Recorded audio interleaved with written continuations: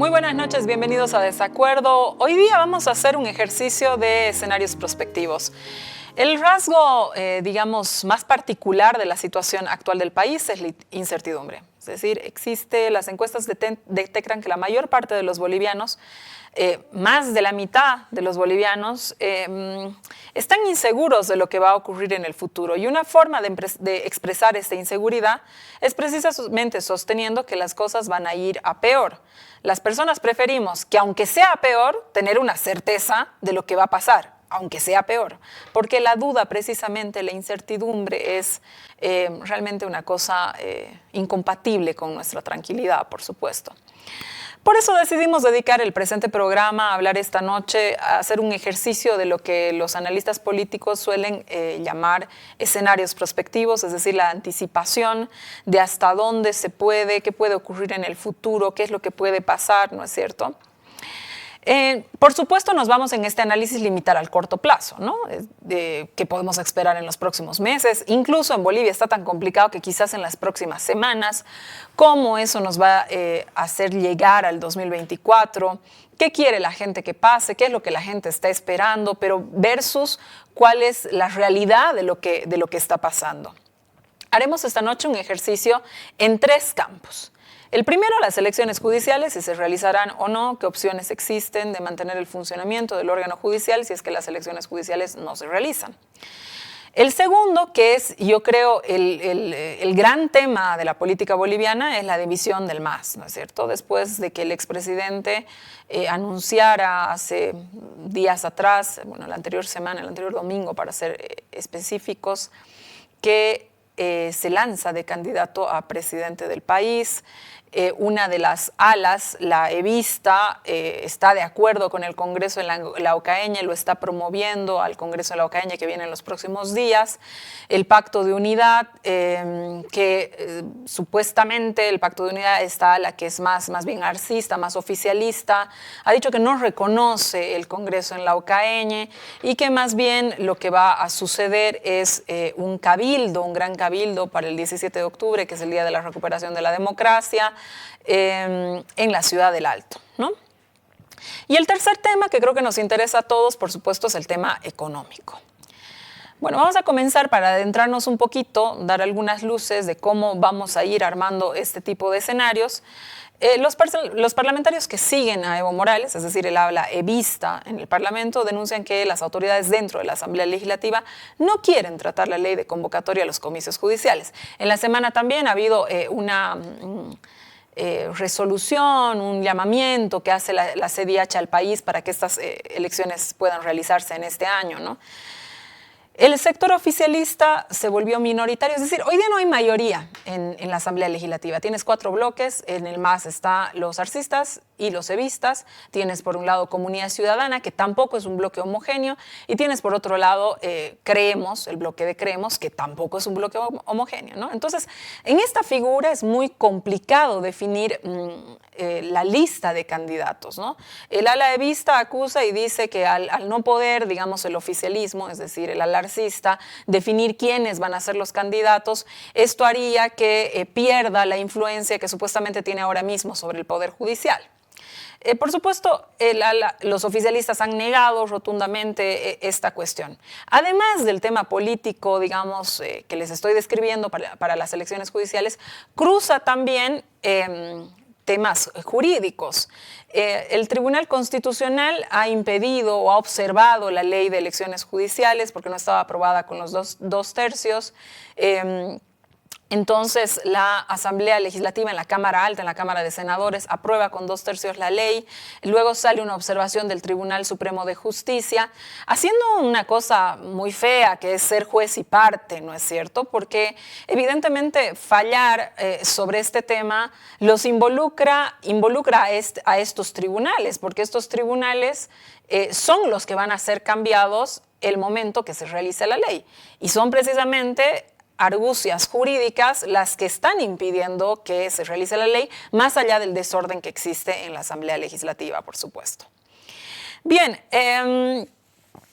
hay una acusación que existe un acuerdo, digamos, entre las actuales autoridades de justicia y algunos miembros de la Asamblea Legislativa para que estos se prorroguen en sus mandatos, que en eso estaría involucrado el gobierno. Evo Morales ha dicho que quieren acabar, digamos, con su candidatura, proscribirlo y que quieren nombrar por decreto a estas mismas autoridades. El gobierno central ha dicho que no se va a nombrar por decreto a ninguna de las autoridades y que ha negado rotundamente que ellos sean los que quieran impedir las elecciones judiciales. Bueno, en fin, la batalla, digamos, entre Evo Morales y Luis Arce, o las alas, ¿no es cierto? Quizás nombro las cabezas, pero realmente las alas, ¿no?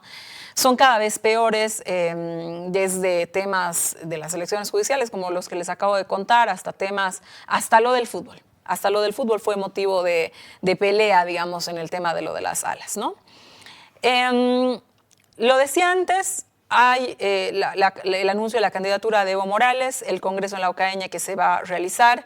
Desde el alarcista se le señaló a Evo Morales que está electoralizando prematuramente el campo político, que debió al menos esperar al Congreso de la Ocaña y no puede hacer digamos, un nombramiento, una postulación a una candidatura sin que antes hayan unas primarias, es lo que señalan, ¿no? En fin, de esto vamos a hablar más adelante, vamos a ver qué es lo que sucede. La economía, que es el tercer ámbito del que vamos a hablar esta noche, se ha estabilizado luego de varios remesones en todo el año, pero ha logrado pagar sus deudas a bancos e inversionistas internacionales. El sistema del comercio exterior no se ha detenido, la inflación sigue baja. Sin embargo, también se ha hecho más difícil, por supuesto, el crecimiento del país. Hay una falta de dinero, las alcaldías y las gobernaciones reclaman la falta de dinero. Lo cierto es que verdad que existen dos precios de dólar, uno es el oficial y otro es a cómo lo estás encontrando en el mercado. Aunque la distancia se ha detenido y no sea mucha, finalmente existe esta variación.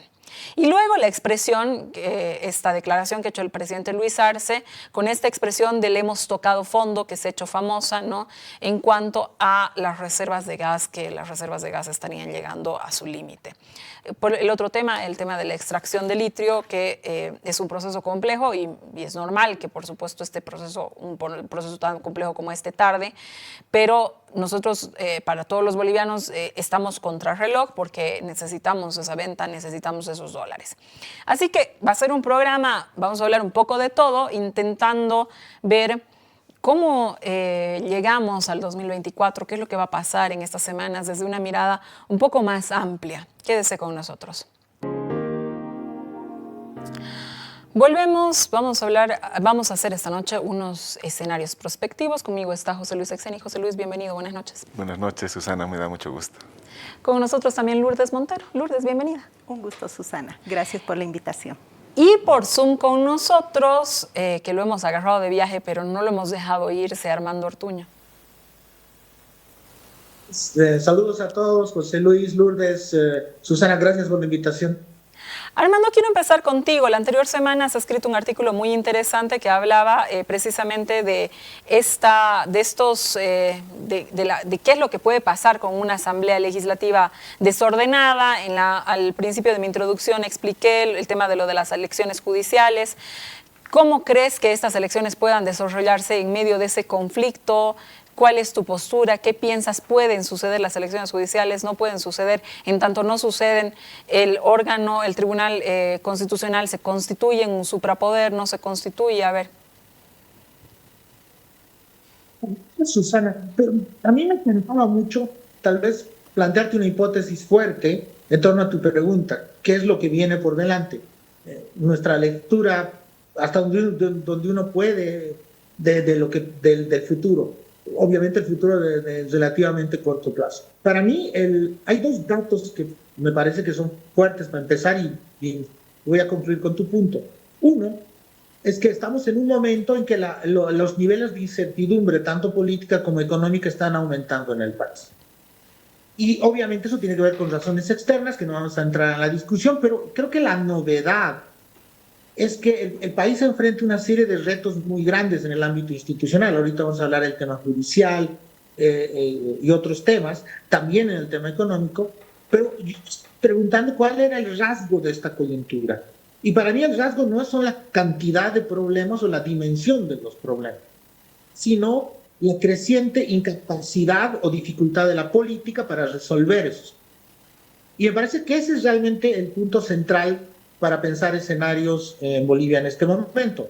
Para no entrar, digamos, en la pantomima, el dime y direte, donde los actores políticos, unos y otras, se echan la culpa de lo que está pasando, pero para tratar de partir de ciertos datos bastante duros, ¿no?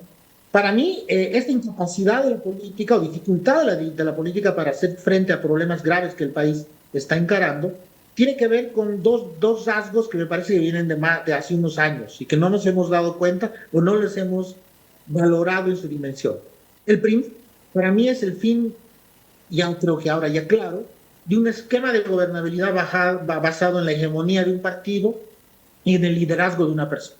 Eso acabó el 2019 y me da la impresión que parte de todos los problemas que acumulamos tiene que ver con pretender seguir funcionando con un mismo esquema cuando el país ha cambiado, cuando tenemos un sistema político fragmentado, cuando, como tú mencionabas, hay actores, ya no solo políticos, sino actores institucionales, como el Poder Judicial, como las corporaciones de diferente tipo, que cada vez más tienen presencia y protagonismo en el juego político. Es decir, los partidos han ido perdiendo fuerza en el juego político y se han entrado y se han empoderado estos factores corporativos.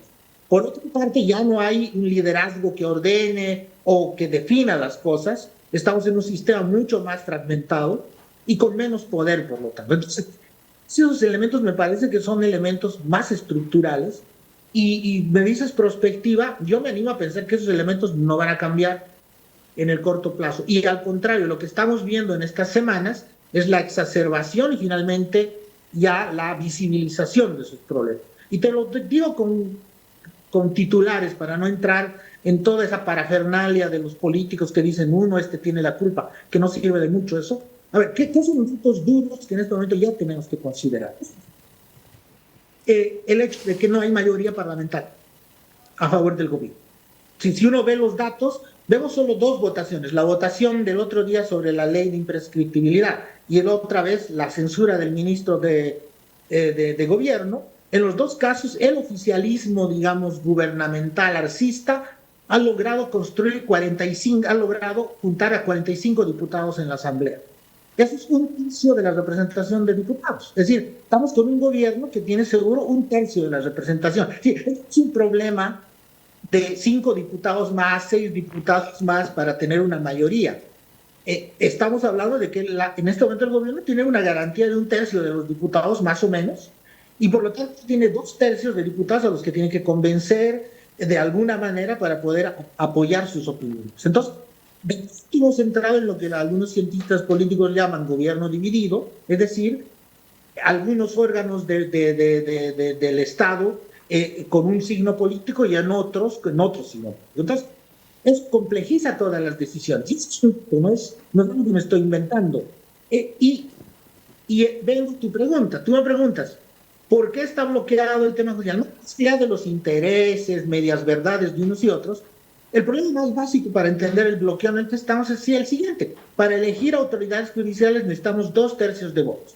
Ya es difícil desde la elección del 2020 porque ya el MAS había perdido los 2/3. Es decir, que hace 2 años sabíamos que esta elección era muy compleja porque implicaba de facto acuerdos entre el oficialismo y la oposición. Sí, sin acuerdos entre el oficialismo y la oposición, sin una práctica de diálogo entre estas fuerzas y de tolerancia entre ellas, era imposible la elección judicial.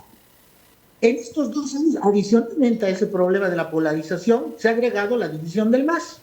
Entonces, ahora tenemos 3, 4 bancadas en el Parlamento. Entonces, tú me dirás, ¿se puede elegir? Sí, si hay buena voluntad, si hay práctica de diálogo, si hay tolerancia, si hay un mínimo de respeto entre las fuerzas, sí, todo se puede resolver. Pero estarás viendo que el problema de fondo es que tenemos que transitar hacia un nuevo momento político donde el diálogo, la concertación, la búsqueda de acuerdos entre grupos diferentes es la clave. Sin eso, estamos muy actos. Es decir, ahorita a mí me parece terrible, por ejemplo, que en el tema judicial, lo que tú mencionabas, Susana, algunos actores dicen, por ejemplo, del proyecto de ley aprobado en el Senado para viabilizar y rechazado en diputados, o por lo menos paralizado en diputados. Ellos dicen, bueno, es producto de un acuerdo entre Evo Morales y Carlos Mesa, refiriéndose a las dos fuerzas, ¿no? Elección de judicial si no hay acuerdo entre los grupos de comunidad ciudadana y de los dos masas y creemos.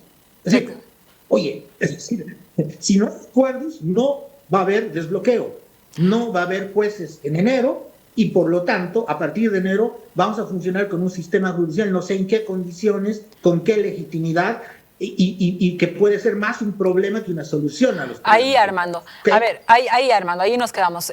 Si las elecciones no se dan, ¿no? Por todo lo que ha descrito Armando, José Luis, parece que las elecciones no vayan a darse, ¿no? Es decir, porque no existen voluntades claras de acuerdo, ¿no? En este escenario, ¿qué pasaría, no? Sí, primero un comentario general a los escenarios en base a lo que plantea muy bien Armando. Claro, hemos pasado del ideal de pensar escenarios de mediano plazo sobre la democracia, sobre el modelo de desarrollo, a pensar escenarios de corto plazo sobre la gobernabilidad, y yo diría de cortísimo plazo. Ya no estamos pensando ni siquiera cómo llegamos a diciembre, sino cómo salimos de octubre. El gran octubre, que siempre es tan difícil para Bolivia, se va a estrenar con el Congreso del MAS, el 17 de octubre ampliado del Pacto de Unidad, Cabildo del Pacto de Unidad, luego habrá ampliado de las 6 federaciones del Trópico de Cochabamba, y lo cerraremos con la elección de las directivas camarales. Esa es la complejidad de a ver cómo salimos de octubre. Solo para decir que yo creo que en nuestro análisis de escenarios ya hemos transitado de un escenario inercial de gobernabilidad más o menos estable. Yo creo que ya estamos hoy en un escenario más crítico de parálisis y de bloqueo institucional, que es lo que decía Armando. No solo en términos de gobierno dividido en la Asamblea Legislativa Plurinacional, con un ejecutivo que no va a poder aprobar ni un crédito, sino también en términos de el campo político, y por supuesto esto se podría extender o no a una conflictividad social. Eso habrá que verlo, ¿no? Esto es importante porque en ese escenario de parálisis y bloqueo institucional es, por supuesto, mucho más difícil conseguir acuerdos. Si era muy difícil conseguir una mayoría absoluta, ahora conseguir 2/3 para convocar unas elecciones judiciales parece prácticamente inviable. Y el nuevo momento al que habrá que llegar, como dice Armando, no es de corto plazo. Yo creo que será posterior a las elecciones del 2025. Entonces tendremos un momento de 2 años donde hay que transitar esta crisis y bloqueo. ¿Tú crees que de todas maneras no se van a elegir los jueces? Yo creo que es muy difícil que, pese a las exhortaciones y a lo que implicará tener magistrados de facto desde el 2 de enero, pese a todo eso, parece muy difícil que se pueda conseguir los 2/3 en la Cámara de Diputados, sobre todo, para convocar a las elecciones y luego para hacer la preselección de los postulantes.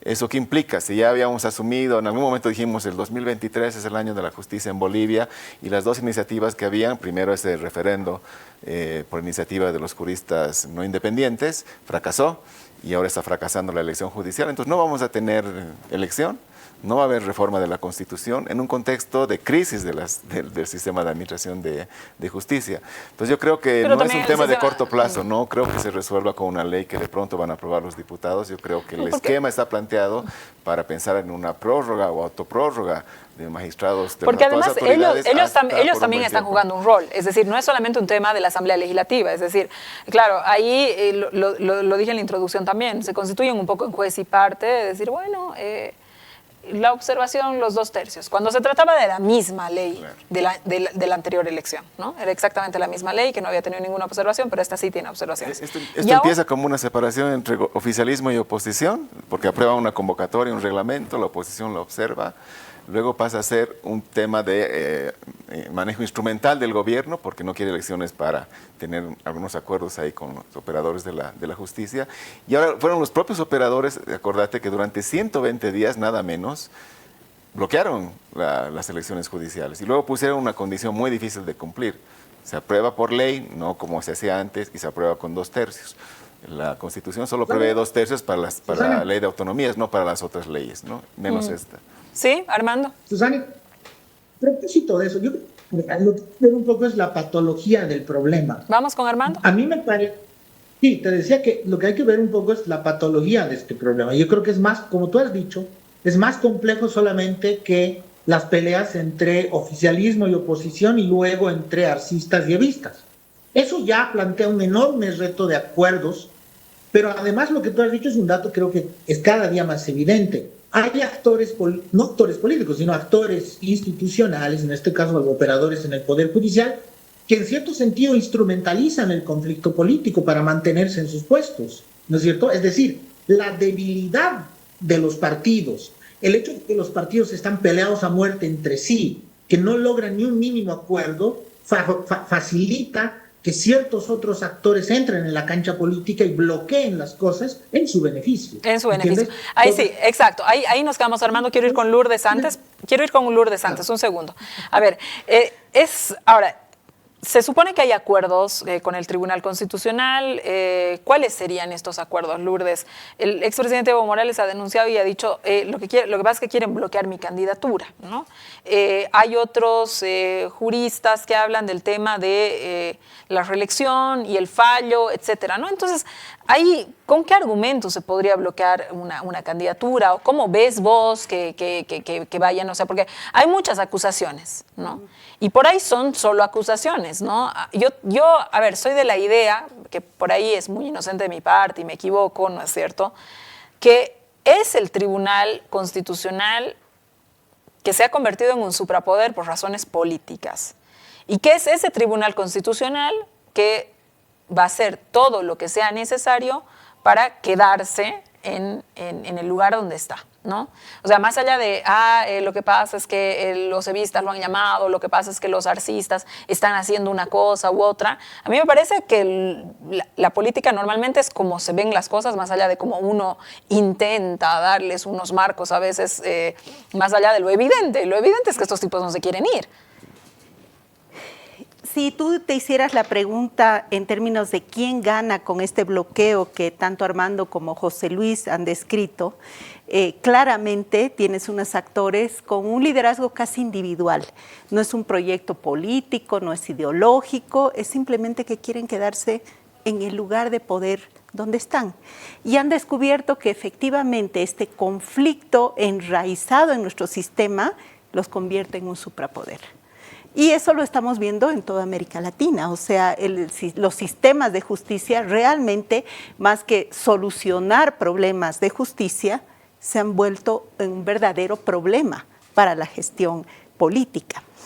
Y parece que este bloqueo que nos han descrito también nos haría aspirar más bien de que la resolución electoral se adelante. Porque tú dices, ¿esperar 2 años? Cuando se va a bloquear absolutamente todo, en un momento en el que el país no debería poder tener un momento de bloqueo, porque estamos frente a crisis estructurales mucho más profundas. Voy a hablar solamente del económico, pero también una crisis social de alejamiento de la clase política y la ciudadanía, que yo creo que no se está evaluando en la dimensión en la que todo esto está ocurriendo, ¿no? Actualmente todo es instrumentalizable. Tú decías, ¿han instrumentalizado, no han instrumentalizado? Yo diría que ahorita, en el momento de una predominancia de la agenda política electoral, absolutamente todo es instrumentalizable. Y voy a decir algo que realmente me ha provocado una indignación profunda. La ley de imprescriptibilidad de la violencia sexual de niños y niñas era realmente un proceso construido colectivamente, desde abajo, con mucha participación. Es algo que nos indigna, el hecho de la violación de los niños y de todo el tema que se ha destapado con el caso de la Iglesia Católica, ha generado un clima en el que realmente había un consenso para algo que era obvio que debería haber sido aprobado. Pero resulta que por un conflicto de liderazgos, el tema se bloquea en la Asamblea y lo mandan a la próxima legislatura. O sea, realmente estarán evaluando todos los analistas políticos que están asesorando a las distintas fuerzas este proceso de distanciamiento entre la agenda política partidaria y la agenda política ciudadana, porque la gente toma nota. La gente no es tonta. Sí, se da cuenta de estas disputas de liderazgo. Eso parece que es lo que los políticos últimamente no están tomando en cuenta, que hay gente que los está mirando, ¿no? Y que hay gente que confía. Cuando yo voto por ti, confío en ti, es decir, dame un segundo. O cuando no voto por ti, también eso tiene un efecto, ¿no? Según el escenario, Lourdes, y lo caso contigo porque me importa tu visión sobre la división del MAS. Yo creo que a estas alturas ya no podemos dudar que esa división va a ocurrir, pero quisiera que nos anticipes un poco qué rumbo va a tomar, porque, claro, ya nos has dicho algo sobre la Asamblea Legislativa. Y, por ejemplo, una cosa que a todo el mundo le parecía, ¿no?, que debía aprobarse, que es esta ley de imprescriptibilidad de delitos sexuales. Bueno, hay unas argumentaciones políticas que uno se tapa la cara de decir, ¿cómo? No las acepta, Susana. O sea, yo creo que en el fondo no las acepta, porque había una agenda de un contexto ciudadano con una indignación colectiva. Y entonces, si tu asamblea no responde a algo así, ¿cómo esperas que lleguen a acuerdo de otras cosas donde los principios, los valores y las creencias son totalmente distintas? O sea, yo no creo que haya un asambleísta que no esté en contra de la prescriptibilidad de la violencia sexual. Pero ahí está, la ley no salió. Entonces, yo creo que ahí hay esta indignación y me voy al tema que tú estabas queriendo poner, ¿no? ¿Qué pasa con el MAS o cómo vemos eso? Yo creo que hay la profundización de algo que ya lo veíamos venir, que es el alejamiento de la discusión en torno a bases ideológicas y solamente nos quedamos con la disputa de liderazgos. Y eso hay realmente un horizonte de futuro bastante penoso, diría yo, ¿no? Porque ¿cómo se van a establecer las ofertas electorales en un futuro muy próximo? ¿Solamente porque yo soy yo y quiero que votes por mí? ¿Cuál es el horizonte de futuro que estos candidatos están listos para ofrecernos? Y estoy hablando no solo del MAS, sino de la oposición, porque en la oposición también vemos un desierto de esa propuesta ideológica política que en un momento de crisis es la que la ciudadanía más espera. Porque tú iniciaste tu diálogo hablando de la incertidumbre y realmente esperaríamos de la clase política que nos dijera algo sobre esa incertidumbre. Y lo único que nos transmite es, estamos mal y creo que vamos a ir para peor. Entonces, así, ¿cómo se van a enfrentar a un electorado que realmente, como tú decías, está siendo como un testigo como de la vergüenza ajena, ¿no? Cuando nos pasa eso, que decimos, ay no, qué feo, por favor, tenemos problemas realmente significativos de los que nos tenemos que ocupar. José Luis, ¿cómo cambia la política, el escenario, digamos, prematuro anuncio que ha hecho Evo Morales de postularse a la presidencia? A ver, no era algo que la sociedad boliviana no haya sabido, es decir, creo que todo el mundo sabía que Evo tenía la intención de postularse, que se estaban armando todos los mecanismos para que esto sea de esta manera. Hasta ahí no hay nada malo, ¿no? Es decir, él tiene una voluntad, etcétera, etcétera, ¿no? Pero evidentemente hay una prematura, ya si estamos hablando 2 años antes de las elecciones de quiénes van a ser los candidatos, ¿no es cierto? Sin tener unas primarias, sin tener los, digamos, congresos de los partidos políticos definidos, etcétera. ¿Cómo cambia esto los tiempos electorales? ¿Estaríamos hablando de que ya comienza el tiempo electoral? Primero, yo creo que es importante enmarcar esto en el escenario de un sistema político donde no hay un partido predominante, que era el MAS. Este es un gran dato, porque ahí tiene efectos decisorios. Y esta idea de que ya no hay un centro o un modelo decisional dentro del MAS, ¿no? Antes Evo Morales era presidente del Estado con completo poder de decisión, era presidente del pacto, era el que coordinaba y tenía centralidad en el pacto de unidad. Por supuesto tenía mayoría en la asamblea, no absoluta, sino 2/3, y además era presidente del partido, ¿no? Entonces él concentraba el poder. Todo eso se ha roto. Hoy el gobierno va por un lado, el partido va por el otro, el pacto de unidad está dividido y la bancada legislativa está dividida, ¿no? Entonces, en ese contexto, el anuncio de la candidatura presidencial de Evo lo que hace es precipitar, yo creo que ya atizar más una discusión que ya estaba planteada, porque ha sido incremental, no es que de pronto surgió el debate. Empezó con reclamos de Evo a Arce diciendo queremos que coordinar, ¿no? Después más reclamos, no traen obras a los municipios, municipios, al chaparre. Después, bueno, cambien ministros. Después, la política pública está mal, cambien política pública, hasta directamente acusarlos de traición, de derechización, etcétera, etcétera, ¿no? En ese contexto, la candidatura de Evo lo que hace es anticipar, no tanto el debate sobre las candidaturas, porque efectivamente ya sabíamos que Evo volvió en noviembre de 2020 para construir su candidatura para estas elecciones, sino precipita un debate perverso que tuvimos durante 4 años entre fines del 2015 y fines del 2019 sobre la reelección. Vamos a volver a debatir sobre la reelección con Evo ahí como actor protagónico, pero tampoco es que adelanta mucho el debate, porque no te olvides que en julio del próximo año ya se tienen que convocar las elecciones primarias, ¿no? Bueno, pero falta casi un año. Sí, faltan 10 meses, son 10 meses los que faltan, pero creo que lo fundamental, porque uno se pregunta, ¿y por qué Evo no ha esperado el Congreso, que es ahorita, la próxima semana, en estos días? ¿Por qué no ha esperado el Congreso que lo proclame candidato, que es más o menos lo que se podía esperar? ¿Y por qué ha lanzado su candidatura obligado frente a los 4 jinetes del apocalipsis, no sé qué? Yo creo que es porque teme que en el muy corto plazo pueda salir esta sentencia del Tribunal Constitucional que inhabilite su candidatura por una nueva interpretación. Habrá que ver qué tan mágica es esa interpretación, donde diga no puede volver a candidatear de manera discontinua, ¿no? Creo que se está adelantando, está poniendo un colchón ahí, porque su lógica de anuncio de su candidatura no es, decíamos así, de un liderazgo que se lanza con un proyecto político, nada de épicas, no es defensiva, es desde la trinchera, desde la defensa. Me están atacando, me quieren inhabilitar, me quieren matar, me quieren eliminar, entonces aquí está mi candidatura porque me lo han pedido Claro, aquí está mi candidatura por si me proscriben, por si me denuncian con temas de, lo decía él también en su tuit, de otra mujer, decía, ¿no? De un tema de una mujer, o no sé qué otra razón más. Pone 3 razones, ¿no? Puede ser de realismo mágico esa razón. Puede ser cualquier cosa, ¿no?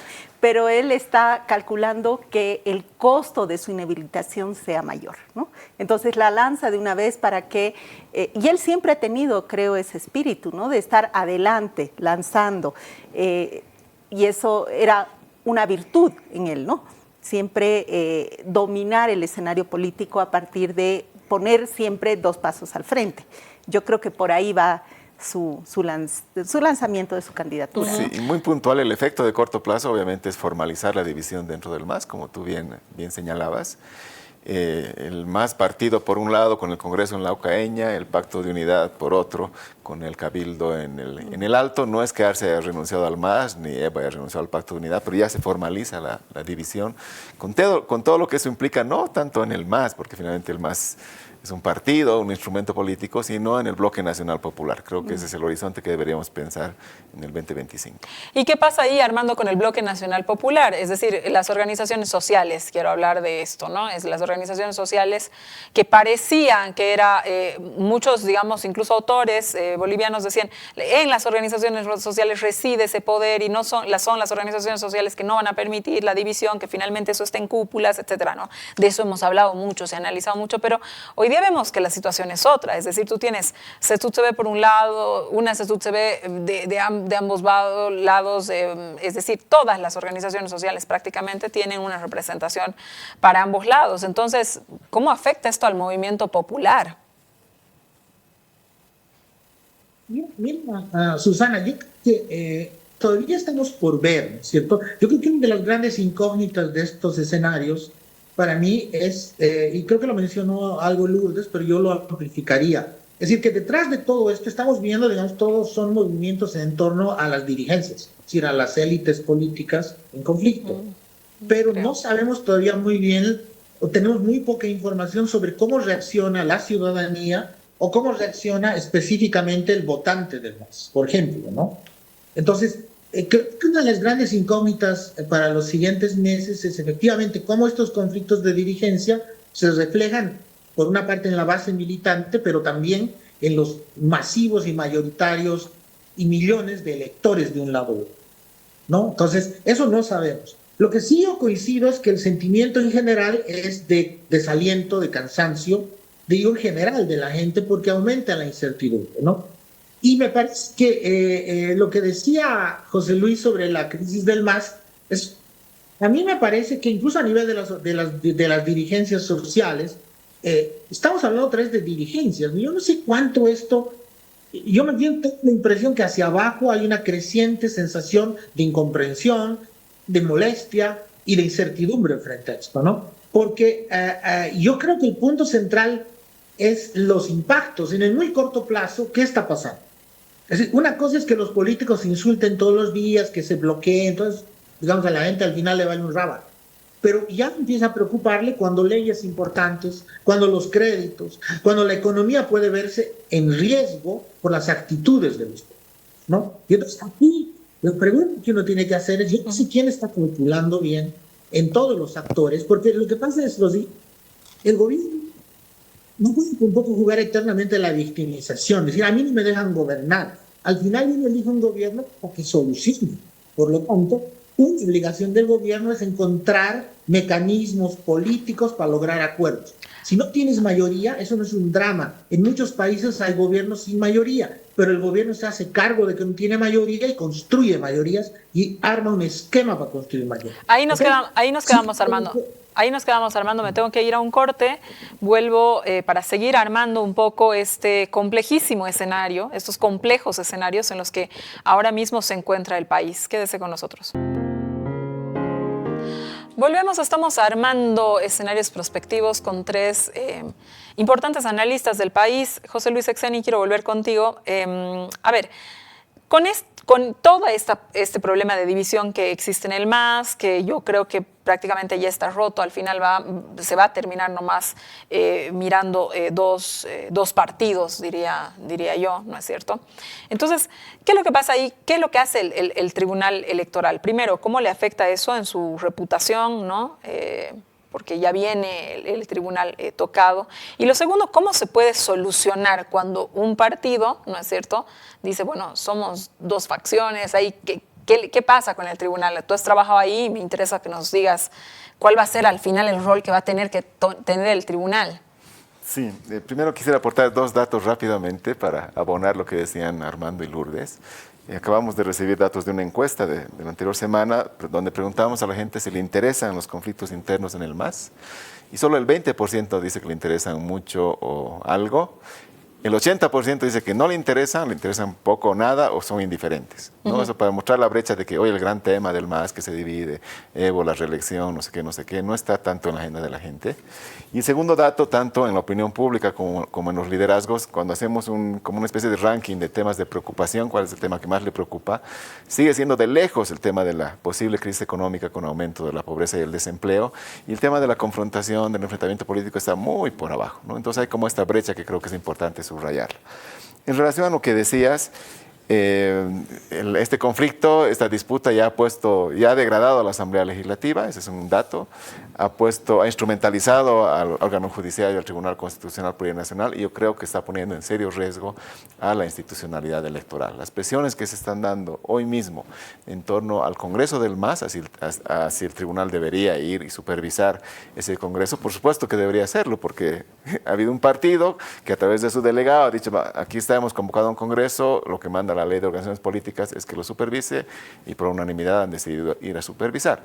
Está bien, la gran disputa va a ser, ahora acabo de leer la resolución que sacaron en detalle la resolución que sacaron de la reunión del Pacto de Unidad, y uno de los puntos dice, vamos a hacer nuestro cabildo el 17 de octubre, y el órgano electoral debe respetar las decisiones del pueblo.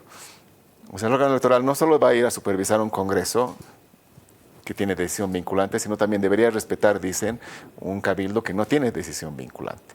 Entonces, cuando esté en medio de esas dos presiones, ahí puede generarse una situación de crisis, y a un vocal se ha excusado de conocer el tema. Entiendo que otro vocal también está por hacerlo. Entonces, eso puede generar problemas en la sala plena, lo cual sería muy crítico. Y cuando ya existan presiones para no reconocer el Congreso del MAS controlado por los evistas, que seguramente elegirá una nueva dirección nacional cuyo presidente será Evo Morales, versus forzarlo a querer reconocer unas decisiones, además en el Congreso, que seguramente por ahí expulsan a Arsi Choquehuanca, versus un cabildo que va a decir, no, desconocemos ese Congreso y lo que vale es este cabildo. Entonces eso va a poner, ya está poniendo en tensión al órgano electoral, y creo que eso es muy riesgoso. Lo que habría que lograr es que el tribunal esté lo suficientemente blindado, primero para llegar las posibles elecciones judiciales si hubiese, pero sobre todo para llegar a las primarias, garantizar que esas primarias sean competitivas, con 2 o más candidatos, y que ahí se defina quién tiene la titularidad no solo del partido, sino quién tiene la candidatura. Eso es lo ideal en términos institucionales, pero yo advierto sobre un serio riesgo de crisis en la institucional electoral y eso es muy peligroso y creo que hay que blindar, porque siempre decimos la salida al final del camino que tenemos es la salida electoral, pacífica, institucional. No sé. Si quebramos eso más y bloqueamos eso más, es muy peligroso para la convivencia en democracia. Armando, vamos contigo. Escenario económico. ¿Qué nos puedes decir de la economía? A ver, lo digo, repito un poco mi inicio. Todo esto sería hasta entretenido eventualmente, si no fuera porque en medio estamos en un momento que yo calificaría transicional en términos del funcionamiento de la economía boliviana. No solo transicional en términos de los desequilibrios que estamos teniendo que gestionar, pero creo que todos somos testigos, ¿no?, de los problemas a nivel cambiario, de las dificultades y de una gestión de un contexto externo muy complejo. Este año otra vez está aumentando el precio de los carburantes de una manera muy fuerte. Eso obviamente no depende de nosotros, pero sí, lo que te digo es que no son tiempos fáciles, son tiempos turbulentos. Entonces, el país tiene que, por una parte, encarar, como todos los países, una tormenta económica que nos afecta de diferentes maneras.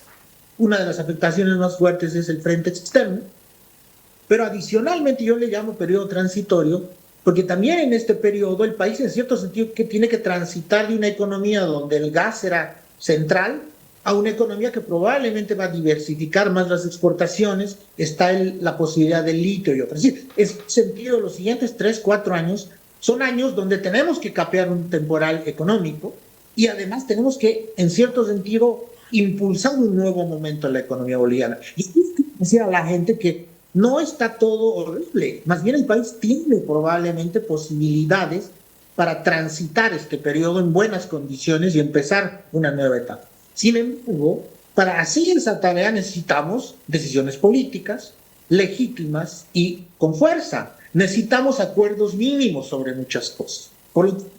Te lo traduzco, necesitamos una política mínimamente funcionando.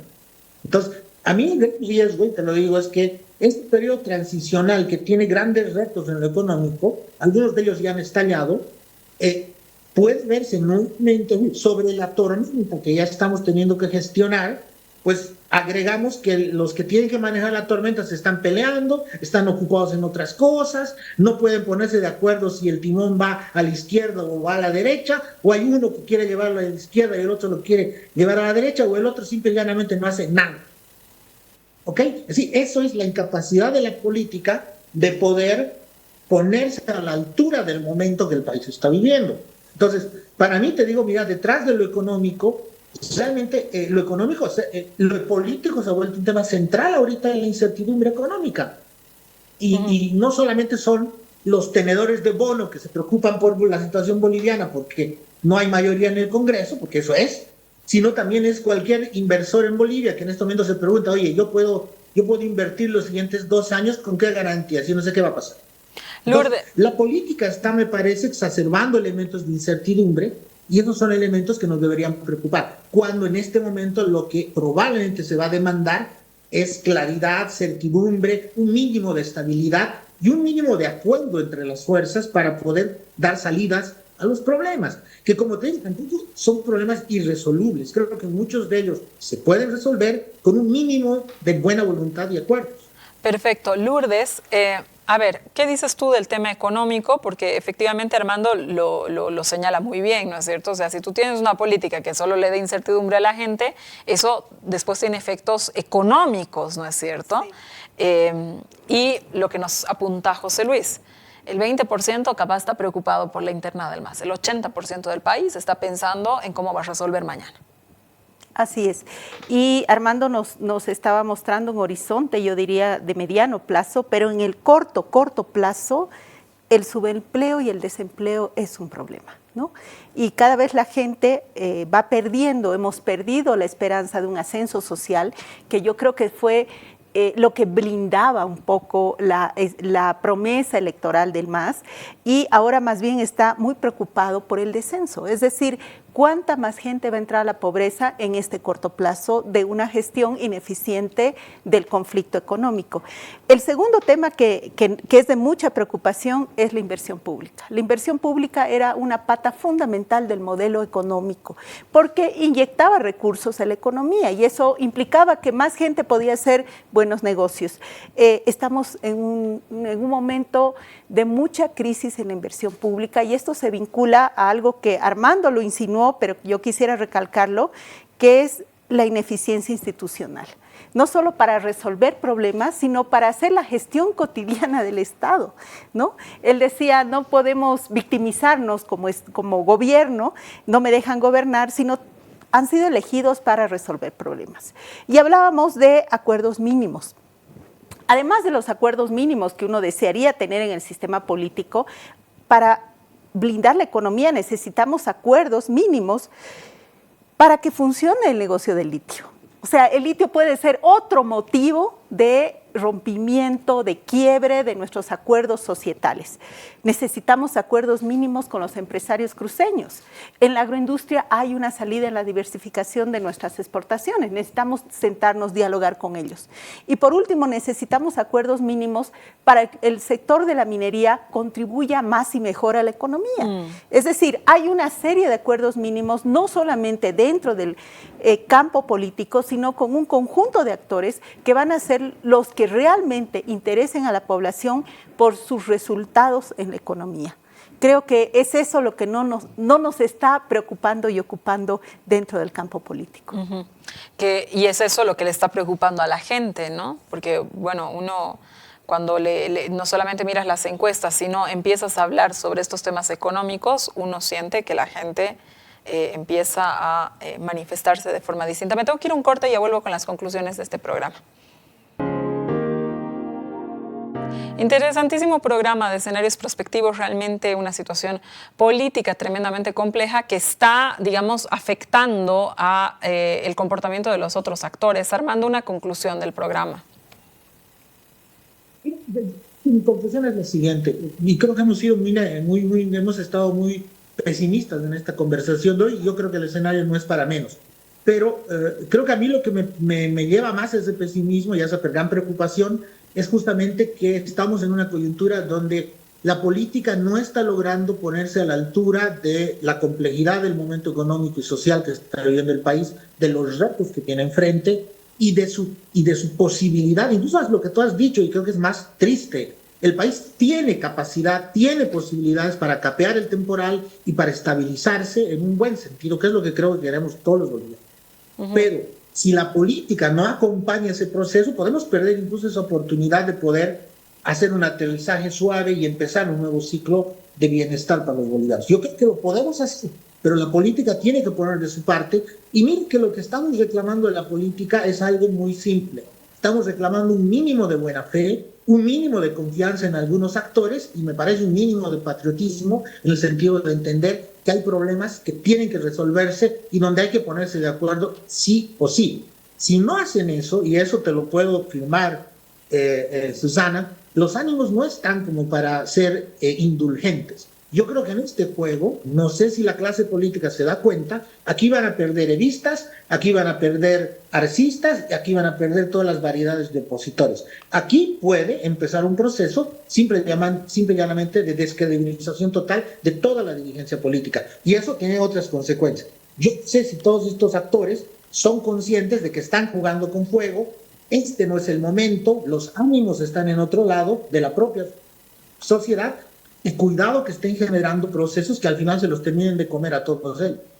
Gracias, Armando, por habernos acompañado esta noche. Te agradezco además haberte quitado un poco de tu tiempo. Sé que no estás en el país para hacer este Zoom, así que gracias y buenas noches. José Luis, ¿qué nos dices? Decía que habíamos pasado de un escenario de gobernabilidad más o menos estable a un escenario de gobernabilidad precaria e incierta, y el riesgo que tenemos hacia adelante es una crisis de gobernabilidad. Se van construyendo los factores de parálisis, bloqueo institucional, de potencial crisis en la economía. Y en eso reafirmo esta idea de que es importante que la política ocupe su lugar como espacio para construir acuerdos. ¿Acuerdos para qué? Para el bien común. Y ojalá que nuestros próximos escenarios no sean pensar si a fines de octubre se va a quebrar o no el campo político o va a haber suficientes divisas, sino para pensar en la calidad de la democracia, una democracia intercultural y paritaria, para pensar el modelo de desarrollo o alternativas al desarrollo. Hemos perdido el largo plazo, hemos perdido el horizonte de futuro y creo que eso está haciendo mucha falta. Claro, cuando hay un dicho dice, si te estás ahogando no te preocupes, el agua no es potable, ¿no? Trate de salvarte. Claro. Está bien, tenemos que navegar en el corto plazo, en esta camanchaca de la que habla Calderón, pero es fundamental no perder de vista el horizonte. Y tiene que ser el horizonte de un mejor país, con igualdad, con mayor inclusión. Todo el proceso postconstituyente que ha sido dejado de lado, hay que rescatarlo, hay que rescatar la idea de Estado plurinacional, de interculturalidad de la democracia, de buenos vivires, de pluralismo jurídico, de economía plural. Todo eso está ahí como pendiente. Está suspendido en el tiempo y creo que es fundamental navegar en el corto plazo, no naufragar, pero no dejar de pensar en un horizonte de futuro para el país. Lourdes. Ascribiéndome a este planteamiento de José Luis y al optimismo de Armando, yo diría que necesitamos en este momento la sensibilidad de la agenda político-partidaria respecto al desacoplamiento con esta agenda política de la ciudadanía. Realmente no va a haber una indulgencia. Yo creo que tenemos, ¿cómo se puede decir?, el privilegio de ver el proceso argentino como una amenaza real, como una amenaza cierta sobre realmente una desilusión completa sobre la clase política. El Proyecto Nacional Popular está vigente, tiene un horizonte muy potente, tenemos muchas tareas que cumplir y creo que es ahí donde todos debemos adscribirnos. Muchísimas gracias, Lourdes, Armando, José Luis, por haber estado esta noche con nosotros y por supuesto a usted, sobre todo muchas gracias por habernos acompañado en este programa, en este octubre que empieza, un octubre siempre complicado para el país, pero esperemos que estos próximos eventos políticos que van a suceder, que bien los describía José Luis, se viene el Congreso, se viene el Cabildo, luego el Congreso de las 6 federaciones, etcétera, sean realmente, con una mirada hacia el largo plazo. Yo coincido plenamente en lo que han dicho mis compañeros, pero que en lo que ha dicho José Luis, a veces estamos mirando solamente lo que pasa mañana, no estamos mirando el corto plazo, no estamos sacando ejemplos positivos, por ejemplo, de negociaciones positivas que existen. La Cámara Alta nos ha dado una señal de que se puede llegar a acuerdos y que se puede llegar a acuerdos pro beneficio de la población. Ojalá que esa ruta pueda ser tomada por la Cámara Baja, donde sabemos que los problemas son más complejos que en la Cámara Alta. Muchas gracias por habernos acompañado. Quédese con la programación de RTP y con la programación de Canal Red. Muy buenas noches.